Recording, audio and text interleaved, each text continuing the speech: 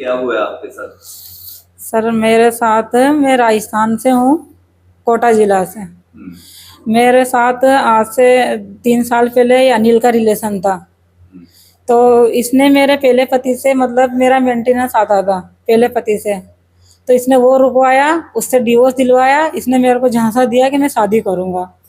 इसने 1-2 साल मेरे साथ रखा बीवी बना के, उसके बाद ये मेरे को धोखा दे के निकल गया। फिर मैंने इसको मतलब बुलाने की कोशिश करी, इसकी माँ भी इसमें शामिल थी। इसकी माँ से मेरी बात हुई, इसकी माँ ने मुझे पसंद किया। इसकी माँ ने बोला कि भाई 3 महीने बाद शादी कर दूंगी। फिर इन लोगों ने मेरे नंबर ब्लैक लिस्ट में डाल दिए, मुझे धमकियां देना चालू कर दी। तो मैंने इनके खिलाफ केस किया था कोटा। तो कोटा केस किया था, तो ये लड़का पकड़ा गया था। जब जेल में था ये लड़का, तो इन्होंने मेरे साथ समझौता किया था शादी का। तो लड़का की माँ और इसका मामा और इसकी बहन और भाई, ये चारों पांचों लोग मुझे लेने आए थे राजस्थान। ये एग्रीमेंट पे मुझे यहाँ लेके आए थे गुरदासपुर। गुरदासपुर 2 महीना इनके घर रखा। 2 महीना मुझे बहुत मारा पीटा इसकी बहन ने और इसकी क्या माँ ने। एग्रीमेंट क्या किया था?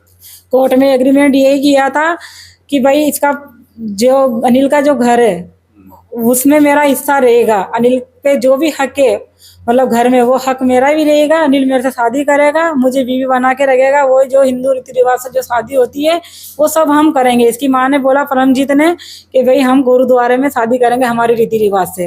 पहले मेरी लड़की की शादी करूंगी, उसके बाद तुम्हारी करूंगी। ये रीति रिवाज बीच में लेकर आई इसकी माँ कि पहले नहीं, मेरे से शादी नहीं की। उसके बाद भी 8 महीना इन लोगों ने मेरे को बिगड़ शादी से ऐसे ही रखा। 2 महीना गुरदासपुर बाबूवाल में रखा इसके घर पे। फिर इन्होंने मेरे साथ मारपीट चालू करी। इसकी मम्मी ने, इसकी बहन ने मेरे साथ इतना टॉर्चर किया मुझे ताकि मैं भग जाऊं, पर मैं भगी नहीं। मैंने कानून का सहारा लिया। कानून का सहारा लेने की कोशिश करी तो इन लोगों ने, पता नहीं मिले या नहीं मिले, मुझे पता नहीं पुलिस वालों ने क्या किया। बाकी इसकी माँ ने बेदखल कागज बनाए, वो भी ओनली कागज यहाँ अपने थाने में बनाए थे। कोर्ट से कोई कागज नहीं बनाए उसने। कोर्ट से ही यहाँ थाने से कागज बना के बोल दिया कि मैंने तो बेदखल कर दिया। मुझे कोई कागज नहीं दिखाया इन्होंने बेदखल का। बस पुलिस वालों ने बोला मेरे को कि हाँ उसने बेदखल किया है। मेरी किसी ने बात नहीं मानी, बस उन्हीं की बात चली पुलिस वालों की और इसकी माँ की। बोले कि मैंने अनिल को भी बेदखल कर दिया और मेरे को, मतलब दोनों को, मियाँ बीवी को बेदखल कर दिया। इनको मेरे घर से निकालो। तो हम दोनों जलंधर चले गए रहने। पुलिस, लड़का मेरा साथ ही चला था।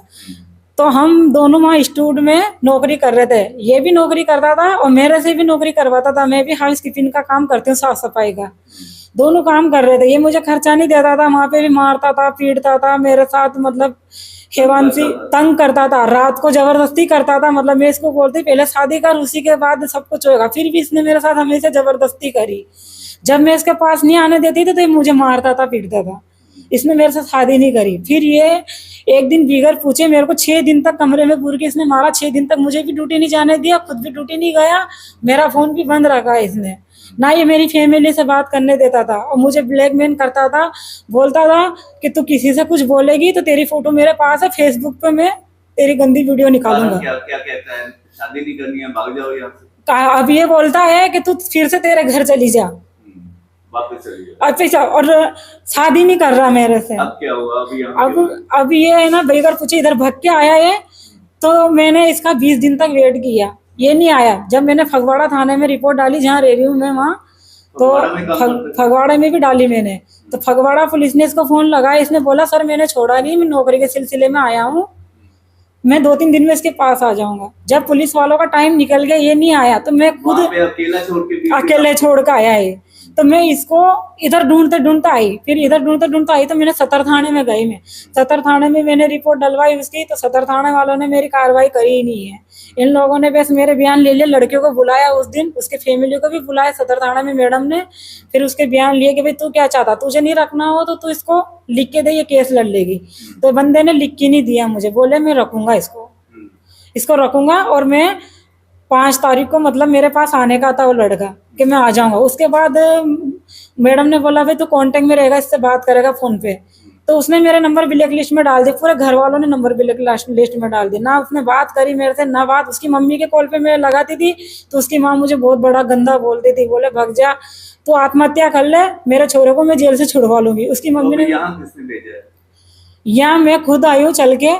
और मैं इसकी रिपोर्ट डाली थी, मैंने फिर से डबल इसमें सदर थाने में रिपोर्ट डाली थी, पर मेरी कोई कार्रवाई नहीं हो रही। मैं ऐसे ही भटक रही हूँ रास्ते रास्ते कोई में, ठिकाना नहीं है कोई आपका? ठिकाना नहीं है, ना मेरा परिवार है, ना मेरे पास कोई घर है, ना मेरे पास पैसे हैं। परिवार के पास जा सकते हैं वापस? मैं जा ही नहीं सकती हूँ परिवार के पास, क्योंकि परिवार से तो ये लेके आया, मेरे परिवार ने मुझे आने की इजाजत नहीं दी है। हिंदू परिवार से हैं? हिंदू परिवार से हूँ मैं। पहले शादीशुदा थे? पहला मेरी शादी हुई थी। कहाँ पे हुई थी? ये हुई थी डिवोर्स, इसी लड़के ने डिवोर्स दिलवाया था मेरा, इसी ने करवाया? इसी ने डिवोर्स करवाया, ये डिवोर्स करवाया। कैसे मेल हुआ आपका उसके साथ? ये आया था राजस्थान, इसकी नौकरी में ही थी। कौन से डिपार्टमेंट में नौकरी? ये गाड़ियों का हेड था, सुपरवाइजर। गाड़ियों का है? हाँ जी, हाँ जी। ड्राइवर। अब क्या मांग करते हैं, क्या डिमांड है आपकी? अब मेरी यही डिमांड है, मेरे साथ जो हो रहा है या तो मेरा भुगतान करे या मुझे रखे शादी करके। यहाँ कितने दिन से हैं? मैं अभी यहाँ हो गया मुझे 4-5 दिन, मैं धक्के खा रही हूँ, कोई मेरी यहाँ मदद नहीं कर यहाँ रहा। पे ठीक है? गुरदासपुर में यहाँ व्यवस्था ठीक है, आपको ठीक डील कर रहे हैं? मैं ठीक ही रह रही हूँ, बाकी मेरी कार्रवाई कोई नहीं कर रहा, मैं सही बोल रही हूँ।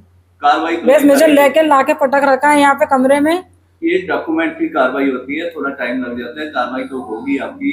मैम अब सखी सेंटर में नहीं पहुंच सर, गए हैं, मेरी तो बात काम सुनो, ही यही है। थाने वाले बोलते हैं कि ये लिव इन में रह रही थी, मेरे पास प्रूफ है, एग्रीमेंट पड़ा हुआ है, फिर भी पुलिस वाले मेरे चलने नहीं देते कि तू लिव इन में रह रही थी, तू क्यों है इसके साथ, उल्टा मुझे दोष दे रहे हैं पुलिस वाले, पर उसकी कार्रवाई नहीं कर रहे, बल्कि उसकी माँ लेके आई, मुझे उसके मामा लेके आए। मैं कार्रवाई उसकी माँ मामा के ऊपर ही करवाना चाहती हूँ, उसकी बहन के ऊपर करवाना चाहती हूँ। आप उसके साथ रहना चाहते हैं? मैं उसके साथ रहना चाहती हूँ। उसके माँ परिवार को पकड़ेंगे तभी बंदा पकड़े जाएगा। उस दिन वो लेके आए थे, मुझे 112 छोड़ने गई थी, उस दिन बंदा घर के अंदर था, उसी दिन से उसने फोन बंद करा है और इन लोगों ने उसे छिपा रखा है।